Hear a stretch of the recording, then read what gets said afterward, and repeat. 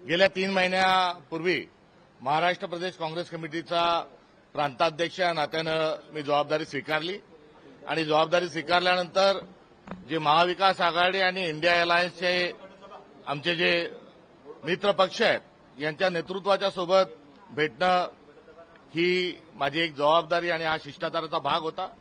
दरम्यानच्या काळात उपलब्धता ही उद्धवजींच्या आणि कधी मी महाराष्ट्राच्या दौऱ्यावर असल्यामुळे ती होऊ शकली नाही. मात्र आज ही सदिच्छा भेट घेऊन एकंदरीत इंडिया अलायन्स आणि महाविकास आघाडीच्या अनुषंगानं एक चांगल्या स्वरूपाची एक चर्चा आज आदरणीय उद्धवजींच्या समवेत संपन्न झाली. प्रबोधनाथ ठाकरेंनी आपला समाज, आपला महाराष्ट्र धर्म हा कसा असला पाहिजे आणि महाराष्ट्र धर्म जर जगला तर देश जगेल, ही आपल्या महाराष्ट्र धर्माची खासियत आहे.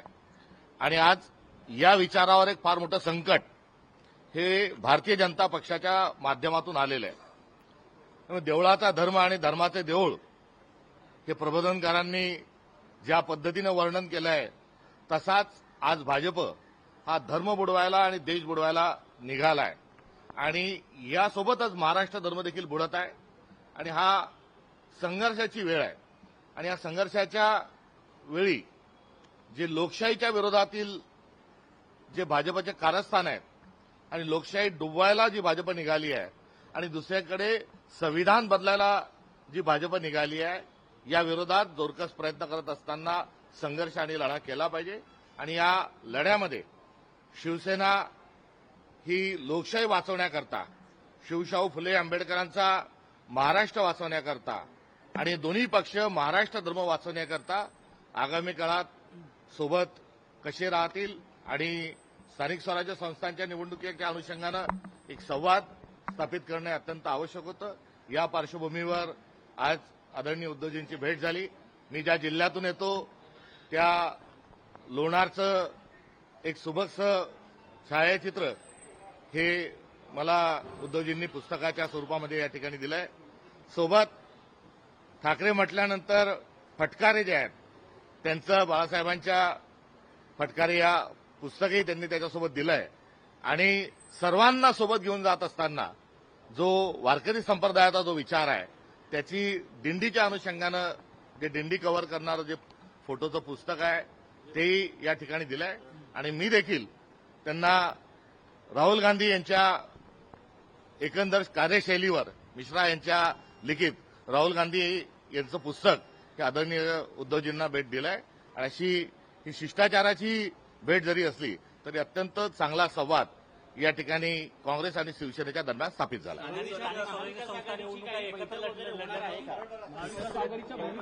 स्थानिक स्वराज्य संस्था या कशा स्वरूपात लढल्या पाहिजे या संदर्भामध्ये दोन्ही पक्षांच्या आपापल्या भूमिका आहेत आणि त्या सुयोग्य स्वरूपाच्याही आहेत. आम्ही स्थानिक पातळीवर हा अधिकार आघाड्याचा आणि युतीचा दिलेला आहे.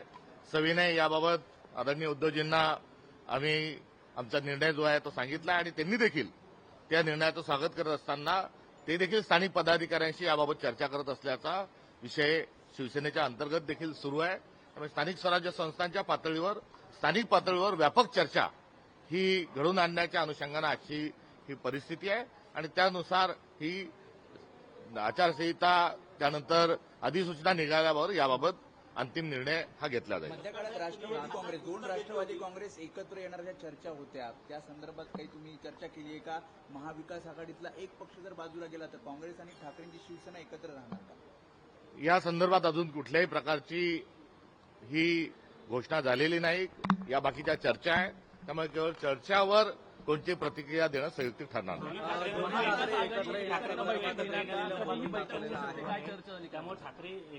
मी शिवसेनेच्या सोबत असणारी जी काँग्रेसची जी बांधिलकी आहे ती लोकशाही वाचवण्याच्या अनुषंगानं आणि संविधानाच्या संवर्धन संरक्षणाच्या अनुषंगानं आणि एकंदरीत महाराष्ट्र धर्म वाचवण्याच्या अनुषंगानं आहे हे सांगितलं.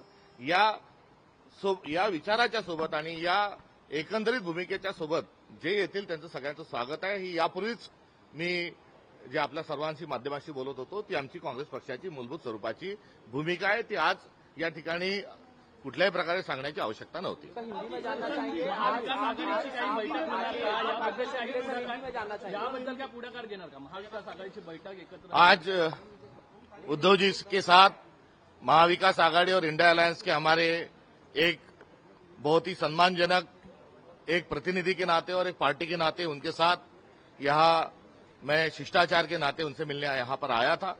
बहुत अच्छी लंबी और बहुत अच्छी बातचीत उनके साथ यहाँ पर संपन्न हुई.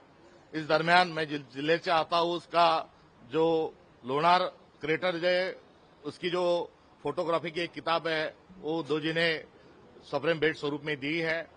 ठाकरे जी का जो एक अंदाज था उसको अभिव्यक्त करने वाली फटकारे जो किताब है वो भी उन्होंने मुझे भेंट के तौर पे दी है. और साथ ही जो महाराष्ट्र की खासियत है, महाराष्ट्र धर्म जिससे झलकता है, वो वारकरी संप्रदाय की दिंडी की भी फोटोग्राफी की एक किताब उन्होंने दी है. और मैंने भी मिश्रा जी की जो राहुल गांधी जी की जो किताब है उनको देखकर मैंने उनको भी वहां पर एक संदेश और एक सम्मान उनका किया है. और इसके साथ ही महाविकास आघाड़ी के दरमियान एक बातचीत सौहार्दपूर्ण माहौल में कैसी बनाए इसके बारे में हमारी लंबी बात हुई. बहरहाल जो लोकल बॉडी के इलेक्शन है उसमें कांग्रेस की जो भूमिका है कि लोकल लेवल पर, जिला लेवल पर, यूनिट लेवल पर उसके अधिकार प्रदान किए गए. सभी ने उनसे भी जानकारी दी, उन्होंने भी उसी प्रकार से एक्सरसाइज शिवसेना कर रहे ये भी बताया. तो आज की मुलाकात कोई राजनीतिक अंदाज में या कोई राजनीतिक एजेंडा के तहत नहीं थी. एक जो महाराष्ट्र की और देश की जो संस्कृति है, एक शिष्टाचार की संस्कृति है, सभ्यता की संस्कृति है, उस दायरे में आज उनके साथ मुलाकात हुई. और प्रबोधनकार ठाकरे जो है उनके घर में आज आते हुए मुझे भी बड़ी खुशी है, क्योंकि प्रबोधनकार ठाकरे जी का जो विचार था वो विचार बहुत महज जरूरी है. उन्होंने धर्म के पाखंडी जो लोग हैं उनका जो तमाशा है वो किस प्रकार से वो खेलते हैं ये जो बताया था. आज बदकिस्मती से वैसा ही खेल धर्म के नाते खेलने वाली जो शक्तियां है, भाजपा जो है, उनके खिलाफ में और उनका हमारा क्या उसको संबोधन होना चाहिए इसकी भी आज चिंतन इस बैठक के दरमियान अपने आप में यहाँ पर मेरे ही व्यक्तिगत किरदार के बीच में अपने आप में वो हुआ. Thank you. शरद पवार हिंदी में शरद पवार जी से जाके मिले थे आज उद्धव ठाकरे की बात की है. वही आप ही के पार्टी के वरिष्ठ नेता है पी चिदम्बरम, इंडिया अलायंस को लेकर उन्होंने काफी सवाल उठाए. उन्होंने कहा है कि इंडिया अलायंस का भविष्य ब्राइट नहीं है और कहीं ना कहीं इंटैक्ट दिखाई नहीं. मैं कांग्रेस का प्रांताध्यक्ष हूँ और कांग्रेस की जो लाइन है वो बीजेपी के खिलाफ जितने लोग हैं उनके साथ आगे चलने की लाइन है. इसके साथ किसी ने की होगी जो टिप्पणी होगी वो उनकी व्यक्तिगत है. पार्टी का रोल मैं आपको बता चुका हूँ. कुछ दिन पहले शरद पवार जी से मिले थे आज सवाल तो खड़े रहेंगे. सवाल खड़े करना और प्रोपोगंडा करना यही भाजपा का काम है. वो उनका काम करते रहेंगे, मगर हम उनको शिकस्त देकर रहेंगे. जो पिछला चुनाव हम यहाँ पर महाराष्ट्र में इंडिया अलायंस के पहले महाविकास आघाड़ी बन चुकी थी. भारत में उसका नाम इंडिया अलायंस है. और इस सारे इंडिया अलायंस का जो इकट्ठा होने का कारण जो है वो जो कॉन्स्टिट्यूशनल वैल्यूज है जो है और डेमोक्रेसी जो है उस पर डेमोक्रेसी को बचाने के लिए सारे लोग इकट्ठा आए हैं. और ये कारण जो है आज भी जीवित है और ये कारण जब तक रहेगा तब तक इंडिया अलायंस जो है वो बरकरार रहेगा. बैठक होगी भविष्य में एमवीए की कोई बैठक होने वाली है, इस पर कोई बातचीत हुई? चला शेवटचा प्रश्न घ्या मला. की कोई बैठक होने वाली है सर? ऑपरेशन सिंदूर को लेके इंडिया अलायंस के ही नेता है सवाल उठा रहे हैं. ऑपरेशन सिंदूर जो हुआ था वो सही था या गलत था? नहीं वो तो इसके बारे में 2 दिन लगातार मैं प्रेस कर चुका हूँ. आप सबका धन्यवाद.